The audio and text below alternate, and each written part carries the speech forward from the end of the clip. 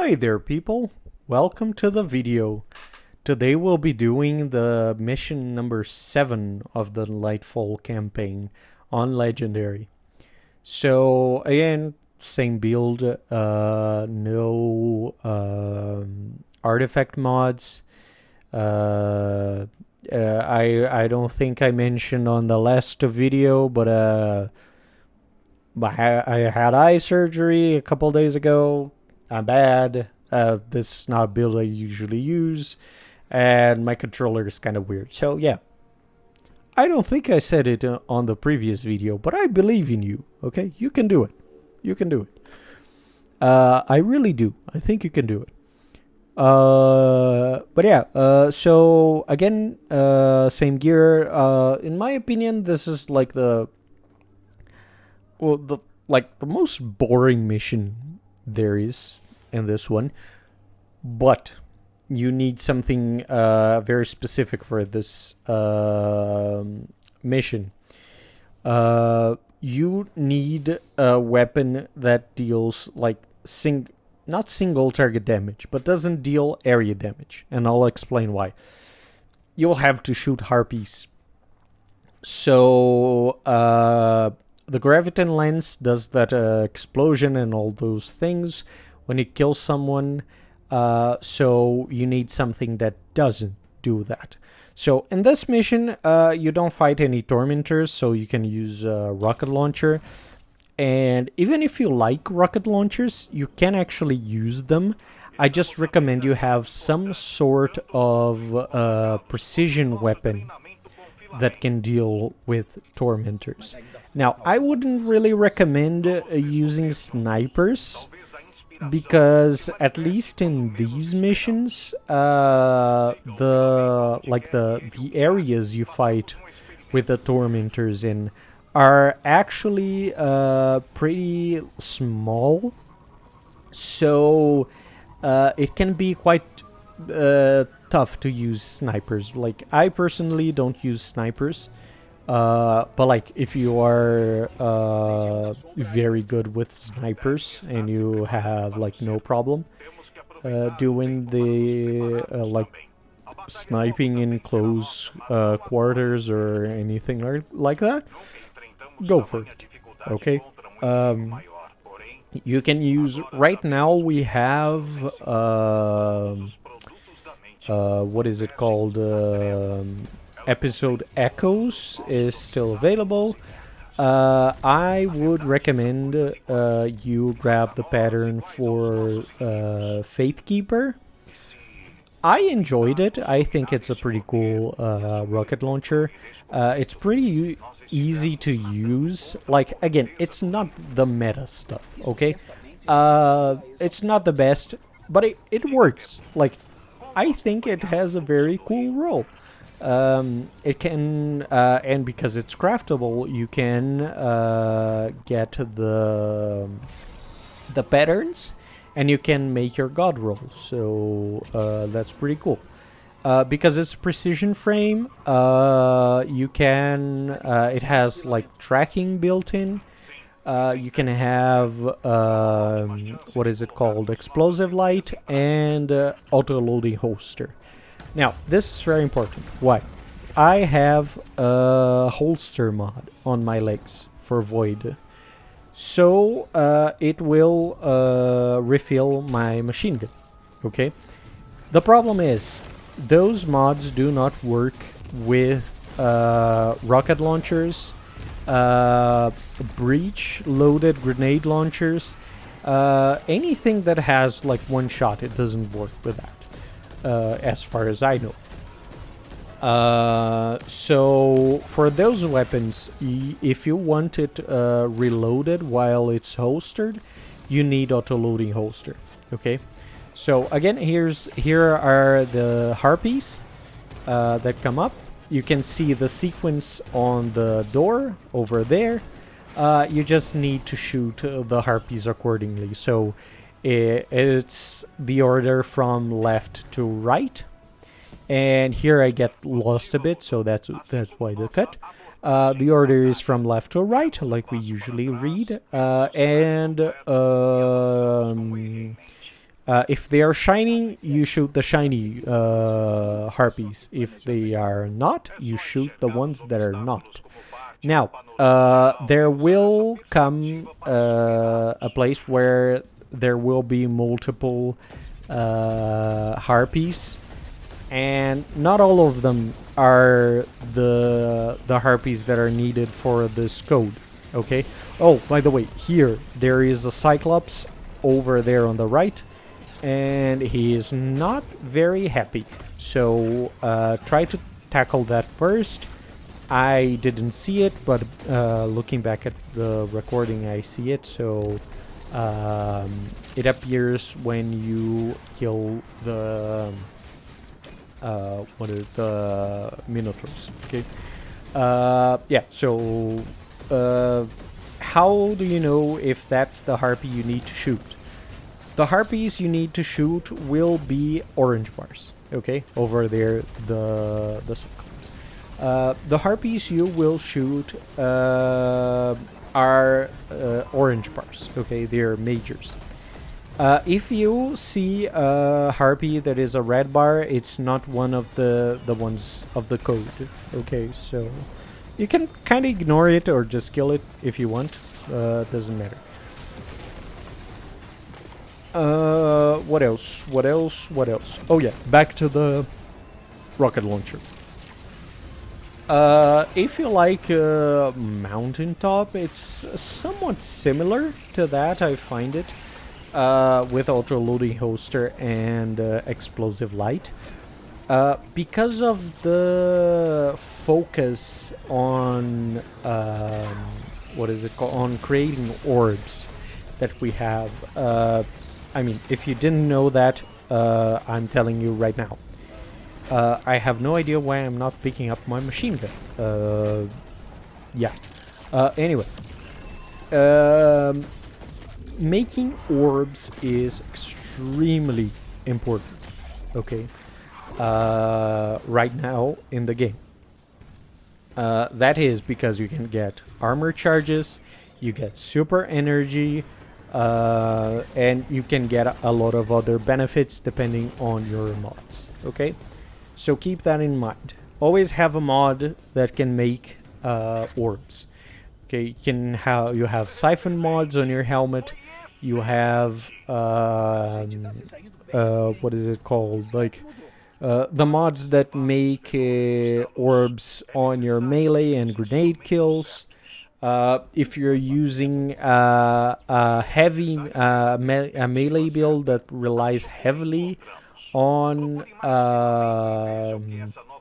melee or what is it called, like or grenade, you can use the more than one mod. This will increase the frequency of orbs. So if you want to know more about this stuff, like I should probably talk about it. There are a couple of places that are very good to get information. You don't need to keep everything in mind, okay? I know we're like conditioned from school to like memorize everything. You don't need to memorize everything. What you need to know is where to find information. Now, some things you need to memorize, you need to know. But most of the things you can look like percentages and all those stuff, timers, etc. you can get from other places. So, what are these places? One of these, which is very, very good, is Destiny Data Compendium. It's not really Excel spreadsheet. It's a spreadsheet the Destiny community made. Some people from the Destiny community. It's very, very good. It has a lot of information. It's like an encyclopedia of Destiny, okay? Everything you need to know. There's like mods for your armor. They describe the effects there. Subclasses, everything you can imagine, exotics. So if you want to know the specifics, you can go to Destiny Data Compendium and you will see it there. You just need to know and find it. over there. But that's something you get with time. The second place I would highly recommend is D2 Foundry. I'll see if I can link all of these in the description, so you can easily access this information. Just put it on your favorite on the computer, and that's fine. The D2 Foundry is a site where you can look up weapon rolls, and this can be very helpful if you're crafting something, if you want to see the possible rolls for weapons, if it can have the roll you want. You can search for a weapon. So for example, I really want a pulse rifle that has these characteristics. You can look it up over there with filters. So you can find it, you can find where to acquire, and so on. Very good. Very, very good. And if you like to play on PvP, it's also an exceptional tool for you, because you can see weapon TTK, range, and so on. Very, very good. Yeah, so... And lastly, there are some tables, DPS tables by MossyMaxif, which are very, very, very good if you're looking for like more information, more detailed information, what kind of weapon to use. For example, one thing I learned from looking at those tables is how impressive the heavy burst hand cannons are. They have a pretty high DPS against red bars, but they also have an amazing DPS against yellow bars, so minors and majors. So they deal very, very good damage. If you think about like Warden's Law, which is also a kinetic weapon, that's extra damage you're dealing to them. So it's a very, very good tool for you to look at. Another very interesting, here you can see there are some red bar harpies. They are not the ones you're looking for. You can see up there the code that you need to put. So over there. And yeah, so back to that. I really like Fate Keeper. It's not the best rocket launcher, but like Explosive Light gives it 100 what is it called, 100 blast radius. So usually the precision frames have a bit lower blast radius. You can get that from Explosive Light. It also gives you a 25% damage bonus when you this is when you pick up orbs. So you're already playing for the orbs. So I mean, it's a very very cool perk, and I really like it. So I like it. It's similar to Mountaintop if you like to use it. Mountaintop is also a very, very interesting weapon to use. For this build specifically, I was thinking of using Mountaintop on the kinetic slot, but because of the Tormentors, I decided to go with Tenacious Mastery for the chill clip, for that extra crowd control. There's only one Tormentor boss on this campaign, so because of that, crowd control is quite important. Over here, you don't have to, on this mission, you don't have to worry about time. Just try not to die. If you fall, you are not going to die, you just get teleported to the beginning of the section.